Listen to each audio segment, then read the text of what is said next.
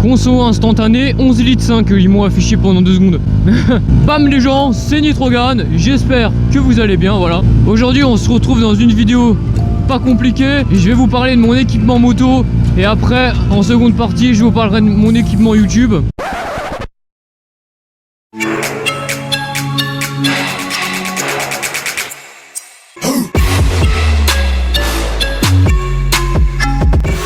Qu'est-ce qu'ils aiment lui?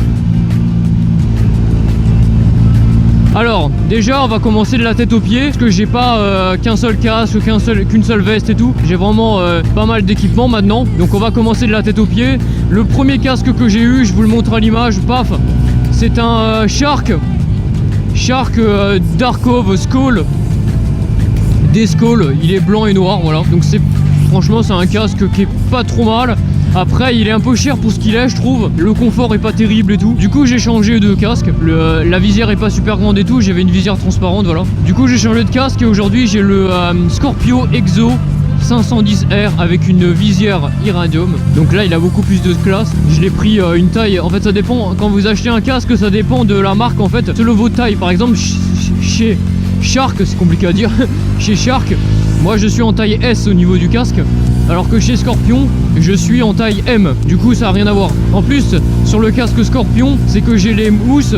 Les mousses, en fait, je peux les gonfler pour les ajuster un peu mieux à ma taille encore. Et ça c'est top. Après, l'avantage sur ce casque aussi, sur le Scorpion, c'est qu'il y a beaucoup plus d'aération. La visière est un peu plus grande et tout. C'est beaucoup plus agréable, je trouve, pour conduire. Voilà, donc il peut être bien isolé comme très ventilé si vous avez chaud en été. Du coup c'est assez pratique, voilà. Après pour l'hiver j'utilise un tour de cou. Alors la marque je sais plus c'est quoi, mais de toute façon vous allez le voir à l'image, voilà. Bon, j'ai pris un tour de cou pas très cher. Il fait plutôt bien le taf, il descend bien et tout. Il isole vraiment bien du vent. Vous le foutez dans le casque un petit peu monté jusqu'au nez ou jusqu'à la bouche au moins dans le casque et ça isole plutôt bien. Là je l'ai pas mis parce qu'il fait bon. Voilà, ensuite on va passer à l'équipement, le manteau. Le manteau, en fait j'ai deux équipements. J'ai une combinaison, une pièce d'Enez, mais ça je vous en parlerai après. D'abord on va parler de mon premier équipement, c'est-à-dire le manteau Furigan. Donc c'est du textile. C'est un bon un manteau en textile. Franchement il va plus être il va tenir chaud, franchement il tient chaud. Il est assez agréable à porter. C'est pas le plus stylé au niveau visuel, mais c'est vraiment un bon manteau je trouve. Je l'utilise plus pour l'hiver. Il tient plutôt chaud, doublure amovible. Quand il pleut et tout, même avec des grosses averses, vous n'êtes pas trop trempé, donc c'est pas mal. Après, j'utilise un pantalon Alwan. C'est un pantalon textile aussi, qui tient vraiment chaud aussi. Pareil, doublure amovible. Et quand il pleut, vous n'êtes pas trempé. Donc vraiment, quand j'utilise le haut Furigan et le pantalon Alwan comme j'ai là maintenant en fait, c'est quand il fait froid ou quand il risque de pleuvoir. C'est vraiment une combinaison d'hiver, hiver-automne. C'est pour ça que je la garde, parce que comme vous avez pu voir j'ai changé de combinaison sur Instagram. D'ailleurs ajoutez-moi @nitro-Nitrogan. J'ai changé la combinaison, mais le problème c'est que d'ailleurs je vais y venir, mais la combinaison d'Enez elle est vraiment bien. C'est vraiment une très très bonne combinaison. J'ai vraiment pris une très bonne combinaison d'Enez. Elle est en cuir cette fois-ci, c'est une pièce donc je pourrais aller sur circuit avec. J'ai les sliders sur les coudes, sur les genoux. J'ai du renforcement en acier sur les épaules et sur les coudes aussi. J'ai les protections aux hanches, aux genoux. Enfin j'ai la totale. Enfin, j'ai quasiment la totale, ouais. La bosse aérodynamique derrière. Elle est très bien, par contre le seul problème c'est qu'elle est très aérée. C'est pour ça que je garde cette combinaison. C'est pour quand il fait froid et tout, pour que je sois à l'aise sur ma moto en fait. Que dès qu'il commence quand il est en dessous des 20 degrés, vous gelez les couilles, hein, clairement. Du coup voilà, elle est très bien cette combinaison, je la recommande, mais c'est vraiment une combinaison d'été. Ou alors, en plus vous êtes très serré dedans. C'est fait exprès, vous êtes bien serré, ça doit vraiment être collé à votre corps en cas de chute pour pas que les protections elles se barrent en fait.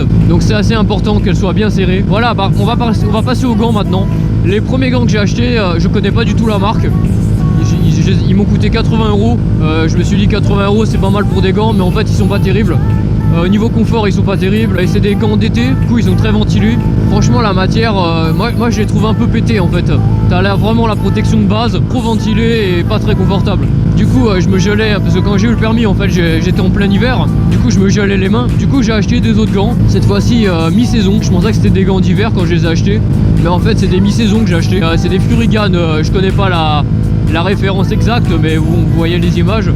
Eux par contre Ils ont la lanière ici là étanche, mais ils sont pas totalement étanches. Vous avez quand même les mains mouillées quand il pleut vraiment fort. Ils sont confortables, ils tiennent plutôt chaud, ça va. À part quand il fait moins 10 degrés dehors et que vous roulez en moto, là par contre ils tiennent pas chaud. Là, je parle par expérience personnelle. Ils sont un espèce de textile, ils sont bien confortables. Le gros point faible de ces gants, c'est les scratchs. Et ça, c'est vraiment la merde. C'est que les scratchs, au bout de quelques mois, ils collent plus. Les scratchs, ils collent plus et c'est vraiment de la merde. Voilà. C'est pour ça que j'ai changé de gants encore quand j'ai acheté la combi des NES. J'ai pris des gants. En fait, j'ai acheté des gants des NES aussi. Parce que des NES, c'est vraiment la marque qui est au-dessus de tout. Et là, c'est des gants en cuir. Ils sont plutôt simplistes, on va dire, au niveau de la gueule. Mais c'est vraiment une très bonne marque. Ça va, ils protègent plutôt pas trop mal. Apparemment, il y a écrit waterproof, donc ils sont étanches. J'ai pu les tester sous la pluie. Là, par contre, j'avoue, l'étanchéité, elle est pas mal. T'as pas les mains mouillées en dessous. Dans le gant, t'as pas les mains mouillées. Ces gants sont pas mal. Par contre, franchement, là, par contre, je les recommande. Apparemment, les scratchs sur les gants des NES, ils tiennent bien. Ça fait 2 semaines que j'ai les gants. Du coup, je peux pas vous dire si ça tient bien ou pas. Après, on va passer aux chaussures. Les chaussures, voilà, ça c'est un truc qu'il faut que je vous parle. J'ai acheté, quand j'ai passé mon permis moto, il me fallait des chaussures. J'ai acheté des chaussures demi-montantes. C'est des XS Sport. Alors, elles sont censées être étanches. Il y a écrit étanche dessus. Mais non, elles sont pas étanches, je suis désolé. Moi j'ai les pieds trempés quand je roule et qu'il pleut, donc c'était bien avec le pantalon textile, parce que de toute façon le pantalon, même avec les chaussures, même avec les bottes là que j'ai, le pantalon textile je le mets par dessus, donc bon, disons que c'est pas fait pour être super stylé, c'est vraiment fait pour être équipé, voilà. Après la qualité ça va, ils sont pas mauvais, franchement je les avais payés un petit peu cher, mais c'était quand même des bonnes chaussures, très agréables pour conduire et tout. Mais bon voilà, j'ai changé quand j'ai acheté la combi des NES, j'ai acheté des bottes Alpinestar, cette fois-ci waterproof. Je les ai pas, enfin elles sont jolies, mais je les ai pas vraiment pris pour la beauté surtout, mais plus pour la protection. Et parce que j'en avais marre d'avoir les pieds mouillés. Du coup maintenant je mets que les bottes Alpinestar. Et là je les ai. Elles sont un peu plus épaisses que mes anciennes bottes, demi-bottes. Du coup elles sont un peu plus épaisses. Du coup au début quand tu changes pour passer les commandes de la moto et tout, ça fait bizarre. Il y a un temps d'adaptation, donc tu peux pas reconduire comme tu conduisais avant. Tu reapprends à conduire en quelque sorte. Mais au bout de 4-5 jours c'est bon, je m'y suis fait là. Ils sont très agréables, ils tiennent bien chaud, ça monte bien, voilà. Enfin bon, franchement ces bottes elles sont pas mal. Il faut mettre le prix quand même, mais c'est pas les plus chers. Franchement j'en ai vraiment pas mis pour très cher pour ces bottes là. Maintenant on va passer à l'équipement YouTube, voilà.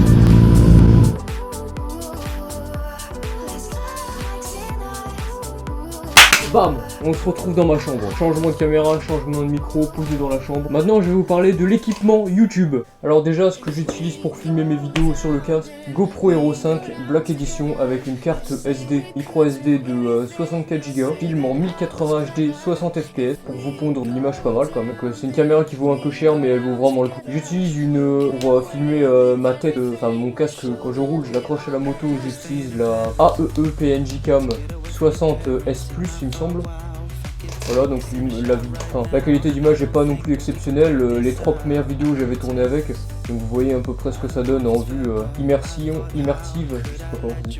C'est pour ça que j'ai changé pour la GoPro Hero 5, voilà. Ensuite, tout ce qui est réseaux sociaux et tout, j'utilise mon téléphone tout simplement, et j'ai pris un bon téléphone, donc le Samsung Galaxy S8. Il permet aussi de faire des photos pour mon compte Instagram. D'ailleurs, je suis énormément actif, alors n'hésitez pas à aller sur le compte Instagram.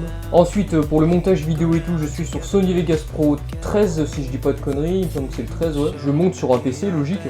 Et ce PC il est sur Windows, c'est un Asus ROG, alors franchement les caractéristiques je sais plus, pas les caractéristiques, le nom du modèle je me rappelle plus trop, mais c'est un Asus ROG, j'ai 2 Go de carte graphique, c'est une GTX, je sais pas quoi, GTX M, je sais pas quoi, j'ai un i5, 8 Go de RAM, du coup bon ça fait plutôt bien son taf. J'enregistre cette vidéo avec un Nikon D5200, voilà. J'utilise aussi pour faire des photos pour ma chaîne, pour mon compte Instagram des fois. Et j'utilise aussi un micro Yeti qui est en train d'enregistrer ma voix à l'instant. Voilà, c'est tout pour le matériel YouTube, mais c'est déjà pas mal, ça fait quand même un bon équipement. Après, tout ce que j'ai comme équipement là, je l'ai pas eu du jour au lendemain comme ça, je suis pas riche. Je l'ai eu sur plusieurs années. J'ai eu d'autres chaînes YouTube avant celle-là, mais je vous en parlerai pas parce que ça n'a rien à voir et parce que j'ai enterré mon passé pour commencer un nouveau truc. Voilà, c'est tout simple. Voilà, j'espère que la vidéo vous aura plu. A plus pour une prochaine vidéo. Ride safe.